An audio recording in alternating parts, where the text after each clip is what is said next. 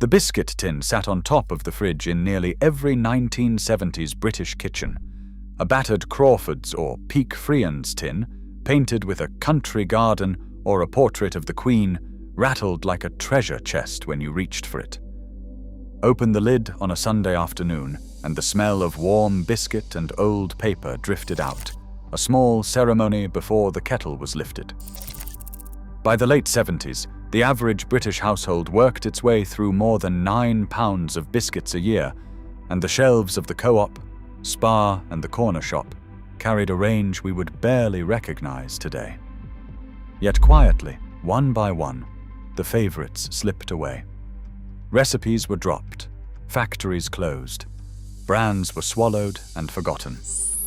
Here are 30 forgotten British biscuits from the 1970s that have disappeared. Café Noir was the elegant outsider in the biscuit tin, a thin oblong of plain dough finished with a hard glaze of coffee-flavored icing. The icing was the trick.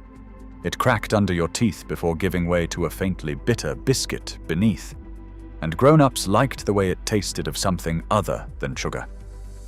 By 1974, a packet sold for around 9 pence, marketed by Crawford's as the biscuit for ladies who took their coffee black and their afternoons seriously. The Café Noir lived on tea trays in front rooms across Britain, often laid out alongside bourbon creams in a careful fan that mothers told children not to disturb. As darker continental coffees and proper patisserie crept into British shops, the Café Noir began to look old-fashioned. Crawford's quietly dropped it, and a small ritual of the British tea hour disappeared with it. Number 29. Marie biscuits were the quiet workhorse of the 1970s pantry, a plain round disc embossed with curling letters and a name that no one quite knew how to pronounce. Originally created in the 19th century to mark the wedding of the Duchess of Edinburgh, by the 1970s they were sold in slim red and blue packets for under 6 pence, the cheapest sweet thing you could put on a saucer. Marie biscuits dunked beautifully, holding their shape longer than a rich tea, and mothers gave them to teething babies because they softened without falling apart. They appeared at coffee mornings, in railway station cafes, and in long boxes posted to relatives in Australia. As own-brand digestives and shortcakes took up shelf space, the Marie quietly retreated to the world food aisle, where most British shoppers no longer think to look for them. Number 28. Coconut creams stood as the tropical promise in a tin otherwise full of British restraint. 2 pale shortbreads sandwiched a thick layer of sweet coconut filling, dusted on top with desiccated flakes that scattered down the front of school jumpers and into the pages of library books. Crawford's and Peak Frian's both made versions in the 1970s, sold for around 11 pence a packet by 1977, and children prized them apart to scrape the filling out with their teeth. The smell of coconut and condensed milk drifted from put biscuit tins on long Sunday afternoons in front rooms heated by gas fires. By the 1990s, the major manufacturers had quietly retired their coconut creams, citing slow sales. They appear now only in cheap, own-brand multipacks, a faint echo of the original, the desiccated coconut on top, long since vanished. Number 27. The Lincoln biscuit was a small, dimpled round of buttery shortcake, marked with neat indentations across its top, like the pattern of a moorland boot. McVitie's made them by the million through the 1970s, and they cost just 7 pence a packet at the local Spar in 1976. Mothers slipped them into school lunchboxes because they were sturdy, they did not crumble in a satchel, and they kept children quiet on the bus home. They carried a faint, almost vanilla scent, and a snap that turned to butter on the tongue. School children swore they could identify a Lincoln blindfold, the dimples giving it away under their fingers. Yet by the 2010s, McVitie's had discontinued them in favor of newer biscuits with marketing campaigns and cartoon mascots, a staple that asked nothing of the cook and pleased every generation, simply faded out. Number 26. Known to nearly every British child as the squashed fly biscuit, the Garibaldi was an oblong of thin pastry pressed around a layer of flattened currants. Peak Frian first baked them in 1861, and by the 1970s they sold steadily for around 8 pence a packet, sturdy in the lunchbox and reliable in the tin. They were not glamorous.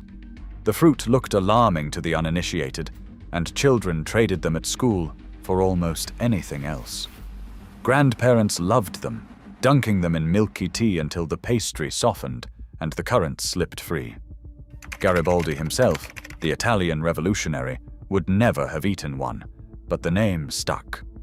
Today they survive on the bottom shelf in Tesco, but the proper Peak Frian tin with its bright red lettering is long gone, and most people under 30 have never tasted one. Number 25. The currant Newton, sometimes called the currant square, was a heavy biscuit of soft pastry wrapped around a sticky filling of dried fruit, halfway between a fig roll and a Garibaldi, but richer than either. Lyons made versions through the 1970s, and in 1975, a packet held 6 fat squares for around 13 pence. The fruit filling oozed slightly at the edges, sticking to the cellophane wrapper and to the fingers of any child who took one. They were the biscuit you ate on a long coach journey from Manchester to Blackpool, the smell of dried currants and pastry filling the carriage windows. Lyons sold its biscuit business in 1979, and the Newton vanished within a few years of the takeover. Modern fig rolls fill the gap, but they lack the dense, almost cake-like quality that made the Newton its own thing entirely. Number 24. The Cumberland Crunch was a thick disc of rolled oats and golden syrup, sturdier than a hobnob, sweeter than a flapjack, and pressed into a round biscuit that traveled well in a tin. Crawford's made the most famous version through the 1970s, and they cost around 12 pence a packet by 1976. The crunch was real. You could feel it through your jaw before the sweetness softened it, and the oats stuck to your teeth in a way that mothers warned against, but children ignored. They appeared in lunch tins on hill walks in the Lake District, packed alongside a flask of cocoa and a wedge of cheese. As hobnobs took over the oat biscuit market in the mid-1980s, the Cumberland Crunch was discontinued. The hobnob's lighter texture won, but old hands still remember the heavier, denser predecessor. Number 23. The Royal Scot was a thick, buttery shortbread biscuit, topped with a crinkled disc of milk chocolate, presented in a tartan-printed tin that seemed designed for the gift cupboard. Crawford's introduced them in the 1960s, and they remained popular through the 1970s, costing around 22 pence a tin in 1976, twice the price of a packet of digestives. They were the biscuit you brought out when the vicar visited, or for Christmas afternoons after the Queen's speech. The chocolate snapped clean off the shortbread if you bit at the wrong angle, and children competed to peel it off in one whole piece. Crawford's gradually merged into United Biscuits, and the Royal Scot quietly retired in the 1990s. A few imitations exist, but the original tartan tin with its embossed lion has become a collector's item at car boot sales. Number 22. Before Maryland cookies became Britain's most popular American-style biscuit, Maryland buttons came first. They were small, round, chocolate-chipped discs, sold in cylindrical packs for around 14 pence in 1977. They were billed as a taste of America at a time when most British children had never seen a real American biscuit, and the chocolate chips were arranged in a way that made each button look like it might really be a uniform button. Children counted the chips. The official record in playground lore was 11 on a single biscuit. Maryland eventually rolled the buttons into its larger cookies brand, and the small, neat originals disappeared. The cookies that bear the name now are bigger, softer, and have lost the charming geometry of the disc that fitted neatly between thumb and forefinger.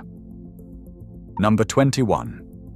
Kracka Heat was the brown wholemeal cracker that took itself very seriously, marketed by Jacobs as the healthy alternative to the cream cracker. Rectangular, lightly dimpled, and the color of weak tea, they were the cracker your father reached for when he wanted cheese without guilt. By 1978, a packet cost around 11 pence, and they sat in the bread bin between the rye loaf and the hovis. The wheat flavor was real and faintly nutty, and a thick smear of anchor butter melted into the dimples in a way that white crackers could not match.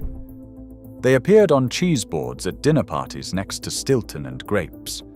Jacobs quietly retired cracker wheat in the early 2000s as seeded crisp breads and digestive crackers took over the healthy biscuit shelf. The name itself has all but vanished from British memory. Number 20. The Cornish wafer was Jacobs' version of a savory cracker, but lighter, flakier, and shaped like a small puff pastry square. They cost around 13 pence a packet in 1979 and were aimed firmly at the cheese and wine market that began to expand through the 1970s in suburban Britain. The wafer shattered into 100 small flakes when you bit it, and the trick was to load it with cheese before the layers began to fall apart. They came in red boxes with elegant gold lettering, suggesting a sophistication that British savory biscuits had previously lacked. Jacobs discontinued the Cornish wafer in 2017, citing falling sales. With it went a specific kind of dinner party ritual: the carefully assembled cheese plate, the unwrapping of the red box, the puff of pastry as the wafer broke beneath a wedge of mature cheddar. Number 19. Peak Frian's pinwheels were the showpiece of any 1970s biscuit assortment. Small swirls of vanilla and chocolate dough rolled together into a spiral, like a flat, sweet pastry. They cost around 16 pence a packet, and they appeared in the family assortment tin at Christmas, always halfway down where the most prized biscuits were hidden. Children traded them at school for 2 custard creams or a single bourbon. The chocolate spiral was the dark line of difference from the vanilla, and you could unroll it carefully with the right amount of patience.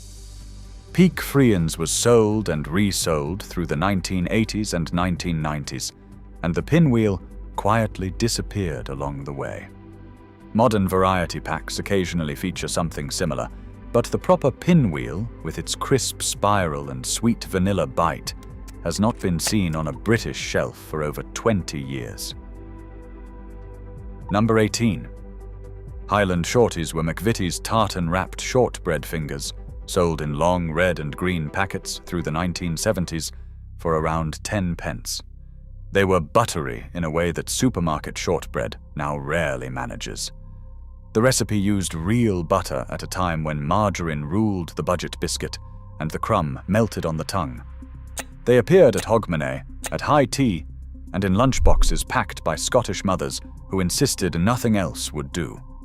The packet itself was useful too.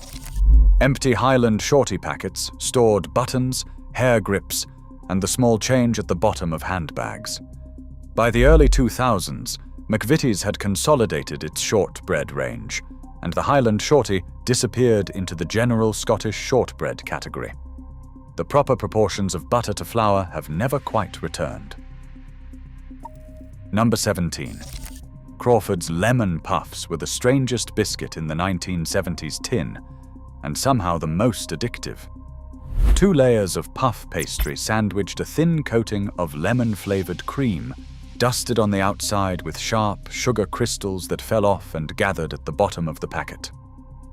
By 1977, a packet cost around 12 pence, and the sugar at the bottom was, for many children, the best part, tipped straight into the mouth once the biscuits had been eaten. The puff pastry shattered the moment you bit it, releasing a sour lemon hit that no other British biscuit attempted. Crawford's was absorbed into United Biscuits, and the lemon puff has been passed between owners ever since, occasionally reappearing in budget shops and discount lines. The original packet, with its bright yellow design, has not been seen in mainstream supermarkets for years. Number 16. Pink wafers were the decorative biscuit, the one you put on the saucer with a fancy china cup when company arrived. the one nobody actually wanted to eat. Made from layers of crisp wafer sandwiching a pink, slightly chemical-tasting cream, they cost around 9p a packet by 1976 and appeared in every Christmas family assortment. The pink color came from cochineal, the wafer from cheap flour, and the cream from vegetable fat. Children referred to them as fairy biscuits, and grandmothers held strong opinions about whether they belonged in a proper tin at all. They survive today in the assortment, but only just. A whole packet of pink wafers, which used to be sold alongside custard creams, has become almost a novelty item, a museum piece of a Britain that once thought a strawberry wafer was the height of sophistication. Number 15. Iced gems began as a Huntley and Palmer's biscuit. Through the 1970s, they sat in their original sealed tubs at the corner shop for around 8p. The biscuit base was a tiny, almost cracker-like round, topped with a swirl of brightly colored sugar icing in pink, yellow, blue, or green. The icing was hard, almost glassy, and children prized it off the biscuit with their teeth, abandoning the cracker entirely. Mothers complained. The original iced gems used a proper baked base and a thick flavored icing that bore no resemblance to the later, reduced version sold in small bags as snack treats. The factories that made the proper iced gems closed one by one through the 1980s, and Jacobs eventually reformulated the brand. Today's version is smaller, lighter, and lacks the sharp sweetness that made children fight over the colors. Number 14. Hovis, famous for its brown bread, launched a range of Hovis digestive biscuits through the 1970s, round, wholemeal, slightly nutty, and stamped with the Hovis logo. They cost around 11p a packet in 1977 and were sold as the healthy alternative to the McVitie's digestive. The wheat germ flavor was distinctive, faintly malty, and a buttered Hovis digestive eaten in the morning came close to a slice of toast. They appeared in Hovis advertising campaigns alongside the brown loaf and the famous cobbled street Whippet boy. Production ended in the late 1980s as McVitie's tightened its grip on the digestive market. Today, the only Hovis biscuit any shop carries is the Kracka, and the proper brown Hovis digestive, with its dense wheat flavor and the embossed crest, belongs entirely to memory. Number 13. The Gypsy cream was the hidden champion of the 1970s biscuit assortment, 2 oat biscuits sandwiched together with a thick chocolate fondant filling. McVitie's made the most famous version, and a packet cost around 13p in 1976. Children fought over them in the family tin, and parents hid them in the back of the cupboard so they would survive past Sunday. The oat biscuit was rough and substantial, and the chocolate cream was thicker than the cream in a bourbon, slightly fudgy, with a faint hint of malt. The name fell out of favor through the 1990s and into the early 2000s as the term became contested, and McVitie's quietly discontinued them. A few independent bakeries still make their own, and the recipe survives in old Women's Institute cookbooks, but the original supermarket version has gone forever. Number 12. The Empire biscuit was Scotland's beloved bakery treat, 2 round shortbreads sandwiched with raspberry jam, topped with white icing, and a single glace cherry in the center. Through the 1970s, you could buy one for around 8p at any baker in Glasgow, Edinburgh, or Aberdeen, and primary schools served them at break time. The Empire was renamed from the German biscuit after the First World War, and the name stuck despite occasional efforts to update it. The jam soaked into the lower shortbread, softening it, while the icing held the cherry in place like a small flag of celebration. Independent Scottish bakers still make them, but the mass-produced supermarket empire vanished in the 1990s. As bakeries closed and Scottish supermarkets switched to factory-made tray bakes, the proper empire, made fresh, has become rare, even in Scotland. Number 11. McVitie's Abbey Crunch was the elegant cousin of the Hobnob, a thin, crisp, wholemeal biscuit with a delicate caramel flavor, lighter than a digestive and crunchier than a rich tea. Through the 1970s, a packet cost around 12 pence, and Abbey Crunch was the biscuit that adults reached for when they wanted something less heavy than chocolate, but more interesting than a plain tea biscuit. The crunch was clean and the wheat flavor pronounced. It worked well dunked, but did not need to be. Abbey Crunch survived for decades before McVitie's officially discontinued it in 2014, blaming declining sales. A small campaign on social media tried to bring it back, but the production line never reopened. Loyal eaters still describe its absence with genuine sadness, and old packets occasionally turn up on collectors' websites, sealed and unopened. Number 10. Crawford's Tower was a thick, chocolate-covered biscuit with a wafer middle, named after the Tower of London, and sold in a packet that showed the tower silhouetted against the Thames. By 1978, a packet cost around 15 pence, and they competed directly with Penguin and Club for the lunchbox market. The chocolate was thick, the wafer crisp, and the biscuit base was biscuit-like rather than the softer base of a Penguin. They were marketed as the British biscuit for children, an obvious response to American imports. Tower biscuits were popular enough through the 1970s and early 1980s, but quietly disappeared in the late 1980s when Crawford's chocolate biscuit range was rationalized. Most British children today have never heard of them, but anyone who attended a primary school in Birmingham or Liverpool in 1978 can still describe the packet exactly. Number 9. Not a single biscuit, but an institution. The Crawford's family assortment was the green and gold tin that appeared on the sideboard at Christmas in millions of British homes through the 1970s. A tin cost around 75 pence in 1975, a serious investment, and inside lay an arrangement of bourbons, custard creams, pink wafers, coconut creams, Lincoln biscuits, and the prized chocolate-topped Royal Scots, all separated by waxed paper. The opening of the tin marked Boxing Day afternoon as surely as the Queen's speech. Adults pretended not to ration them. Children kept careful track of which biscuits remained. By the 2000s, Crawford's was no longer producing the tin in its original form, and supermarkets sold their own variety packs in flimsy plastic trays. The proper tin, with its raised lettering and waxed paper dividers, is now a memory. The Penguin biscuit still exists, but the original Penguin from the 1970s was a different creature. Larger and thicker, with a darker chocolate coating that did not pretend to be milk. The original Penguin came in a foil wrapper printed with a different penguin joke on each one. By 1977, a penguin cost around 5 pence individually, and the joke was the highlight of any school lunch. Children memorized them. The Chocolate Biscuit Center had a more pronounced cream filling than today's version, and the wafer was thicker.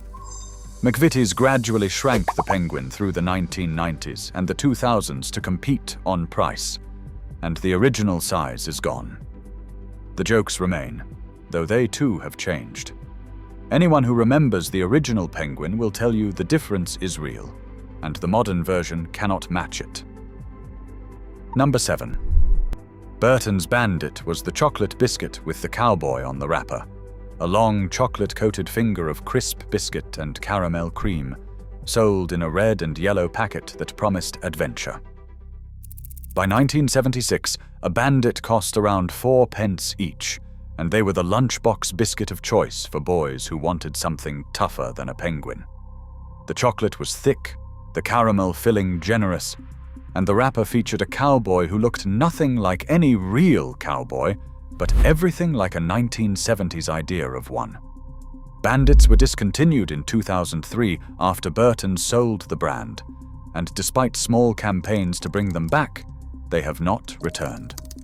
The wrapper, with its bandit silhouette and lasso, has become a piece of nostalgia that appears regularly in articles about lost British snacks. Number 6. Tunnock's Snowballs, in their proper 1970s form, were the queen of the Scottish biscuit aisle. A dome of soft marshmallow on a thin biscuit base, coated in dark chocolate and rolled in desiccated coconut that snowed across every kitchen worktop. By 1977, a single snowball cost 4p at the corner shop, and they came wrapped in red foil printed with the Tunnock's name. The marshmallow inside was softer than the modern version, the chocolate darker, and the coconut shower more generous. Children peeled them from the foil and ate them in 3 careful bites, leaving fingerprints across exercise books for the rest of the day. The snowball still exists, but the recipe and the wrapper have shifted enough over the decades that anyone who ate them in the 1970s will tell you they are not the same. The original, like the foil it came in, has faded. Number 5. The wagon wheel in 1976 was the size of a saucer. 2 large discs of biscuit sandwiched a thick layer of marshmallow coated all over in milk chocolate and wrapped in a paper sleeve printed with a covered wagon and a stylized sheriff's star. They cost around 6p each, and the size was the point. A wagon wheel filled a child's hand and took a serious commitment to finish. Through the 1980s and 1990s, the wagon wheel quietly shrank year by year, and the modern version is barely half the original diameter. Burton's still makes them, and they remain popular, but anyone who ate a 1970s wagon wheel will swear blind that the originals were enormous. They probably were. The shrinkage is well documented, and the cowboy on the wrapper has been redesigned several times along the way. Number 4.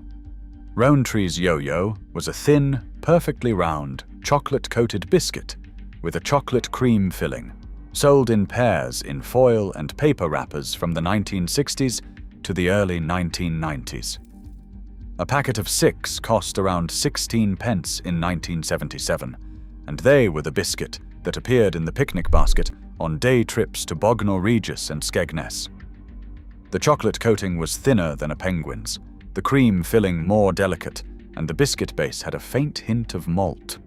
They were stackable, transportable, and quietly elegant. Rowntree merged with Nestlé in 1988, and the Yo-Yo was discontinued shortly after, judged too costly to produce relative to the bigger sellers.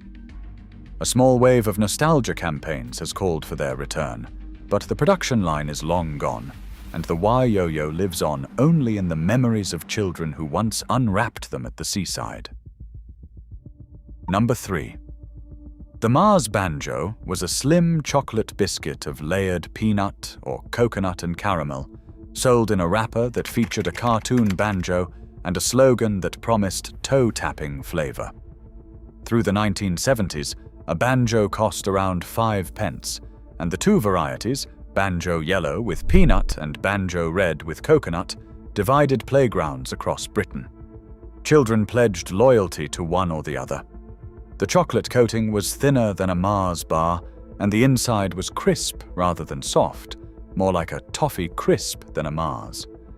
Mars discontinued the banjo in the early 1980s, and it was replaced by other lines that never quite captured the same following. The wrapper, with its banjo and its musical notes, is now one of the most reproduced images in British nostalgia merchandise, sold on tea towels, magnets, and birthday cards. Number 2. The Rowntree's Cabana was the most exotic biscuit of the 1970s.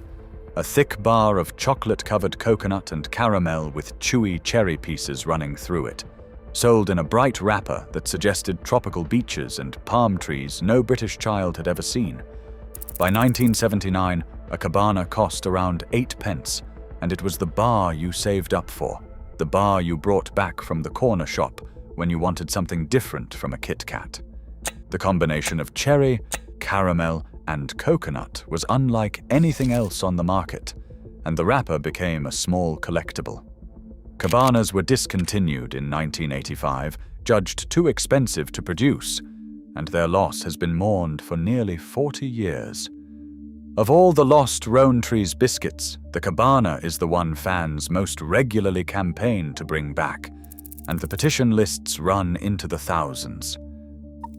And finally, in first place, Jacob's trio crowned the British playground as the undisputed king of the chocolate biscuit bar. 3 fingers of biscuit, each topped with a layer of caramel cream coated in milk chocolate, sold in a wrapper that showed 3 distinct colors for 3 distinct flavors. Launched in the late 1970s and reaching its peak in the 1980s, by 1981, a trio cost around 10 pence, and the jingle from the television advert, with its cartoon characters Susie and her brother singing about the bar, became one of the most remembered pieces of British advertising of the decade. Children sang it in the playground long after the advert had finished. The trio was the lunchbox prize, the after-school treat, the bar that children negotiated chores for. Jacobs discontinued the trio in 2003, citing changing tastes, and a brief revival in 2016 sold out within weeks before being quietly shelved again. The campaigns to bring it back have continued for over 2 decades. Online petitions, social media groups, and letters to head office all asked for the same thing: the 3 colored fingers and the jingle that defined a British childhood. Of all the biscuits that disappeared between the 1970s and now, the trio is the one that British eaters miss the most, and its absence stands as the symbol of everything quietly lost when supermarket shelves grew narrower and the names on the wrappers grew fewer. Across all 30 entries, from the modest Café Noir at number 30 to the legendary trio at the very top, these forgotten British biscuits tell a quiet story of how the nation changed its tin, its trolley, and its tea hour. Some, like the Lemon Puff and the Royal Scot, vanished because tastes moved on. Others, like the Cabana and the Yo-Yo, were killed off by mergers and accountants who could not see what made them special. The biscuit tin on top of the fridge has not disappeared. It has just gone quieter. The names inside have changed, the wrappers have shrunk, and the rituals of a generation have softened into memory. Tell us in the comments which one you miss the most. Your Nan almost certainly had it in her tin,